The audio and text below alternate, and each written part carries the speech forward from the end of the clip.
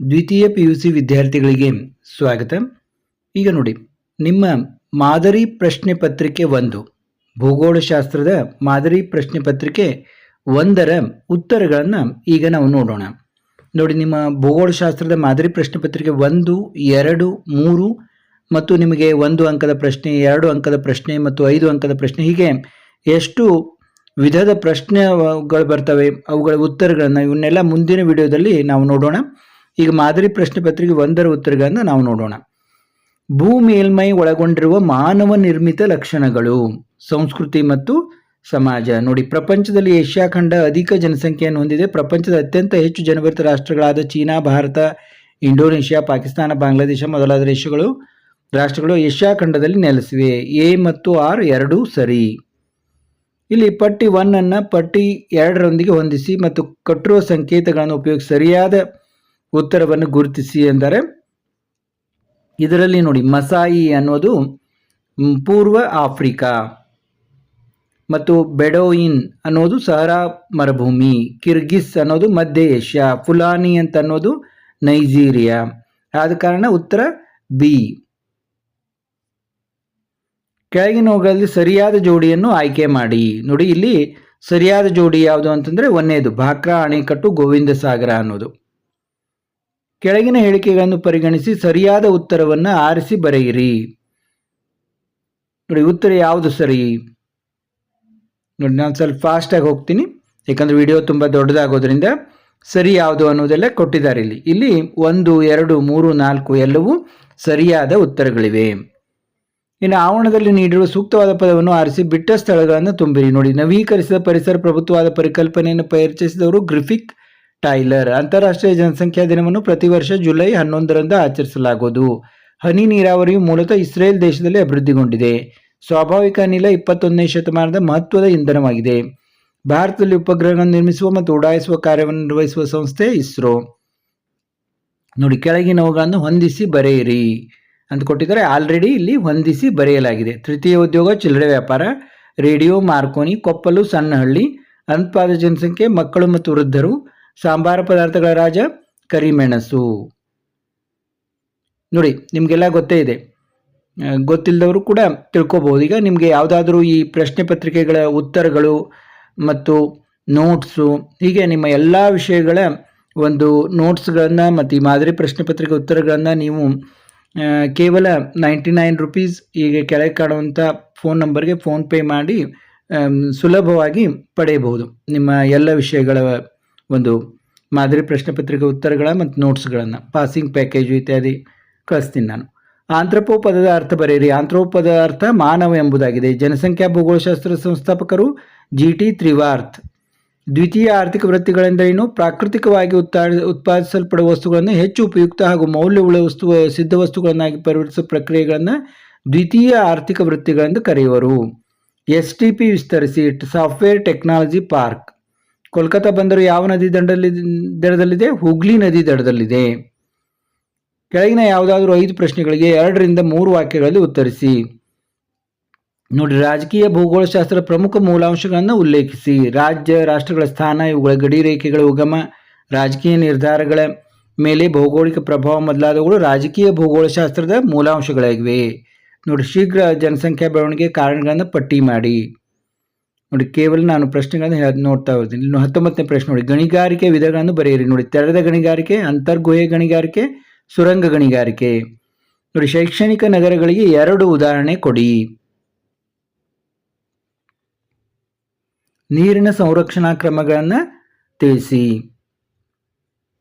ಭಾರತದಲ್ಲಿ ಚಿನ್ನ ಉತ್ಪಾದಿಸುವ 2 ಪ್ರಮುಖ ರಾಜ್ಯಗಳನ್ನು ಹೆಸರಿಸಿ. ನೋಡಿ, ಕರ್ನಾಟಕ, ಆಂಧ್ರ ಪ್ರದೇಶ. ಎಲ್ಲೆಲ್ಲಿ ಅನ್ನೋದನ್ನು ಕೂಡ ಕೊಡಲಾಗಿದೆ. ಭಾರತದ ಆಮದು ಮತ್ತು ರಫ್ತುಗಳ ವ್ಯತ್ಯಾಸವೇನು?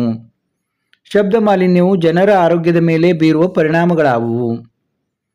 ಜನಸಂಖ್ಯಾ ಆವರ್ತ ಎಂದರೇನು? ಜನಸಂಖ್ಯಾ ಆವರ್ತದ ಹಂತಗಳನ್ನು ವಿಶ್ಲೇಷಿಸಿ. ನೋಡಿ, 20ರಿಂದ 25 ವಾಕ್ಯಗಳಲ್ಲಿ ಉತ್ತರಿಸಿ ಎಂದಿದ್ದಾರೆ. ವಿಭಾಗ ಸಿ ಯಲ್ಲಿ ನೋಡಿ, ಯಾವುದಾದ್ರೂ 7 ಪ್ರಶ್ನೆಗಳಿಗೆ ನೋಡಿ, ಒಂದೊಂದಕ್ಕೆ 5 ಅಂಕ. ಜನಸಂಖ್ಯಾ ಆವರ್ತ ಎಂದರೇನು? ಜನಸಂಖ್ಯಾ ಆವರ್ತದ ಹಂತಗಳನ್ನು ವಿಶ್ಲೇಷಿಸಿ. ನೋಡಿ, ಕೆಲವರು ಕಾಮೆಂಟ್ನಲ್ಲಿ ಕೇಳ್ತಾ ಇದ್ರು ಯಾವ ಮುಖ್ಯ ಪ್ರಶ್ನೆಗಳು 5 ಅಂಕದ ತಿಳಿಸಿ ಅಂತ. ಇಲ್ಲೂ ಕೂಡ ನೀವು ಮಾದರಿ ಪ್ರಶ್ನೆ ಪತ್ರಿಕೆಗಳಲ್ಲಿ ನೋಡ್ಬೋದು. ಇವು ಕೂಡ ತುಂಬ ಮುಖ್ಯವಾದ ಪ್ರಶ್ನೆಗಳು, ನೀವು ನೋಡ್ತಾ ಹೋಗಿ. ಸಾರಿಗೆಯ ಮಹತ್ವವನ್ನು ಪಟ್ಟಿ ಮಾಡಿ. ನೋಡಿ, ಸಾರಿಗೆ ಮಹತ್ವವನ್ನು ಪಟ್ಟಿ ಮಾಡಿ. ಭಾರತದ ಜನಸಂಖ್ಯಾ ಬೆಳವಣಿಗೆ ಪ್ರವೃತ್ತಿಯನ್ನು ಚರ್ಚಿಸಿ. ನೋಡಿ, 5 ಅಂಕದ ಪ್ರಶ್ನೆಗಳು. ವಲಸೆ ಎಂದರೇನು? ವಲಸೆಯ ವಿಧಗಳನ್ನು ವಿವರಿಸಿರಿ. ನೋಡಿ, ಆಂತರಿಕ ವಲಸೆ. ನೋಡಿ, ಹಳ್ಳಿಯಿಂದ ಹಳ್ಳಿಗೆ, ಹಳ್ಳಿಯಿಂದ ನಗರಕ್ಕೆ, ನಗರದಿಂದ ನಗರಗಳಿಗೆ, ನಗರದಿಂದ ಹಳ್ಳಿಗೆ. ಮತ್ತು ಅಂತಾರಾಷ್ಟ್ರೀಯ ವಲಸೆ, ಒಳ ವಲಸೆ, ಹೊರ ವಲಸೆ ಅದರಲ್ಲೇ. ಇನ್ನು ಭಾರತದ ವಿವಿಧ ಭೂಬಳಕೆ ಮಾದರಿಗಳ ಸವಿವರ ನೀಡಿ. ಅರಣ್ಯ ಪ್ರದೇಶ, ವ್ಯವಸಾಯಕ್ಕೆ ದೊರೆಯದ ಭೂಮಿ, ಬಳಕೆಯಾಗದ ಕೃಷಿ ಯೋಗ್ಯ ಭೂಮಿ, ಬೀಳು ಭೂಮಿ, ನಿವ್ವಳ ಬಿತ್ತನೆ ಪ್ರದೇಶ. ನೋಡಿ, ಭಾರತದಲ್ಲಿ ವ್ಯವಸಾಯದ ಮಹತ್ವವನ್ನು ಕುರಿತು ಬರೆಯಿರಿ. ನೋಡಿ, ಮಹತ್ವ ಏನೇನು ಪಾಯಿಂಟ್ಸ್ಗಳನ್ನು ಮುಖ್ಯವಾಗಿ ನೀವು ವಿವರಣೆಯಲ್ಲಿ ಸ್ವಲ್ಪ ಹೆಚ್ಚು ಕಡಿಮೆ ಆದರೂ ನಡೀತದೆ, ಪಾಯಿಂಟ್ಸ್ಗಳು ಗೊತ್ತಿರಬೇಕು ನಿಮಗೆ. ಗೋಧಿಯ ಬೆಳವಣಿಗೆಗೆ ಅವಶ್ಯಕ ಭೌಗೋಳಿಕ ಅಂಶಗಳನ್ನು ವಿವರಿಸಿ. ನೋಡಿ, ಭೌಗೋಳಿಕ ಅಂಶ, ಮಳೆ, ಮಣ್ಣು, ನೀರಾವರಿ, ಗೋಧಿ ಬೆಳೆಯ ಸಾಗುವಳಿ ವಿಧಾನಗಳಿಗೆ ಏನೇನು ಯಾವುದೇ ರೀತಿ ಬೇಕಾಗ್ತದೆ.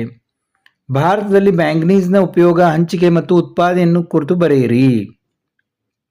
ನೋಡಿ, ಉಪಯೋಗ, ಹಂಚಿಕೆ ಮತ್ತು ಉತ್ಪಾದನೆ ಎಲ್ಲೆಲ್ಲಿ? ಒಡಿಶಾ, ಮಹಾರಾಷ್ಟ್ರ, ಇತರ ರಾಜ್ಯಗಳು. ಅಸಾಂಪ್ರದಾಯಿಕ ಶಕ್ತಿ ಸಂಪನ್ಮೂಲಗಳನ್ನು ಪಟ್ಟಿ ಮಾಡಿ ಮತ್ತು ವಿವರಿಸಿ. ನೋಡಿ, ಸೌರಶಕ್ತಿ, ಪವನಶಕ್ತಿ, ಜೈವಿಕ ಅನಿಲ, ಭೂ ಉಷ್ಣೀಯ ಶಕ್ತಿ, ಉಬ್ಬರವಿಳಿತ ಶಕ್ತಿ. ಕೈಗಾರಿಕೆಗಳ ಸ್ಥಾನೀಕರಣದ ಮೇಲೆ ಪ್ರಭಾವ ಬೀರುವ ಅಂಶಗಳನ್ನು ವಿಶ್ಲೇಷಿಸಿ. ನೋಡಿ, ಕಚ್ಚಾ ವಸ್ತುಗಳು, ಶಕ್ತಿ ಸಂಪನ್ಮೂಲಗಳು, ನೀರು ಪೂರೈಕೆ, ವಾಯುಗುಣ, ಕಾರ್ಮಿಕರು, ಮಾರುಕಟ್ಟೆ, ಸಾಗಾಣಿಕೆ, ಬಂಡವಾಳ, ಸರ್ಕಾರದ ನೀತಿ, ಇತರೆ.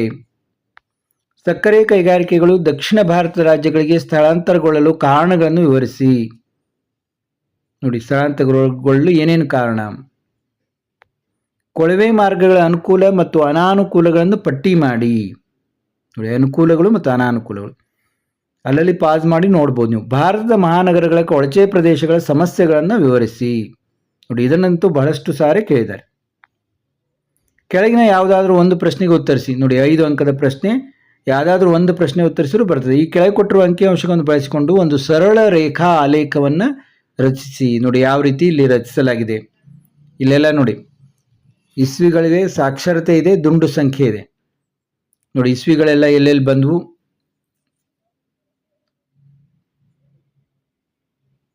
ನೋಡಿ, ದುಂಡು ಸಂಖ್ಯೆಗಳನ್ನು ಯಾವ ರೀತಿ ಇಲ್ಲಿ ಸಾಕ್ಷರತೆ ಪ್ರತಿಶತಗಳಲ್ಲಿ ಯಾವ ರೀತಿ ತೋರಿಸಲಾಗಿದೆ. ಎಕ್ಸ್ ಅಕ್ಷ ವರ್ಷಗಳು, ವಾಯ್ ಅಕ್ಷ 1 ಸೆಂಟಿಮೀಟರ್ = 10%. GISನ ಕಾರ್ಯಗಳನ್ನು ಕ್ರಮವಾಗಿ ವಿಶ್ಲೇಷಿಸಿ. ನೋಡಿ, ಇತ್ತೀಚೆಗೆ ಇದು ತುಂಬ ಇಂಪಾರ್ಟೆಂಟ್. ಇನ್ನು ಕೆಳಗಿನ ಪ್ರಶ್ನೆಗೆ ಉತ್ತರಿಸಿ. ಬಿ ಯಲ್ಲಿ ನೋಡಿ, ಇದು 39ನೇ ಪ್ರಶ್ನೆ. ಇದು ಲಾಸ್ಟ್ ಪ್ರಶ್ನೆ. ಕೆಳಗಿನ ಪ್ರಶ್ನೆಗೆ ಉತ್ತರಿಸಿ. ಈ ಕೆಳಗಿನ ಅಂಕಿಅಂಶಗಳ ಸಹಾಯದಿಂದ ಒಂದು ವೃತ್ತಾಲೇಖ ರಚಿಸಿರಿ. ನೋಡಿ, ವೃತ್ತಾಲೇಖವನ್ನು ರಚಿಸಲಿಕ್ಕೆ ಹೇಳ್ತಾರೆ. ಡಿಗ್ರಿ ಒಳಗೆ ಇದನ್ನು ಮಾಡ್ಕೋಬೇಕು, ನೀವು ಪರಿವರ್ತನೆ ಮಾಡಿಕೊಂಡು ರಚಿಸಬೇಕು.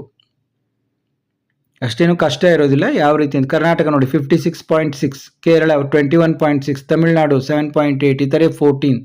ಭಾರತದಲ್ಲಿ ಕಾಫಿ ಬೆಳೆಯುವ ಕ್ಷೇತ್ರ. ಇನ್ನು ವಿಭಾಗ ಡಿಯಲ್ಲಿ ದೃಷ್ಟಿ ವಿಕಲಚೇತನ ವಿದ್ಯಾರ್ಥಿಗಳಿಗಿದೆ. ಇದೇ ರೀತಿ ನಾವು 2ನೇ ಪತ್ರಿಕೆ, 3ನೇ ಪತ್ರಿಕೆ ಮತ್ತು ಉಳಿದ ನಿಮ್ಮ ಮುಖ್ಯವಾದ ಪ್ರಶ್ನೋತ್ತರಗಳನ್ನು ನೋಡೋಣ. ಮತ್ತೆ ಮುಂದಿನ ವಿಡಿಯೋದಲ್ಲಿ ಭೇಟಿಯಾಗೋಣ.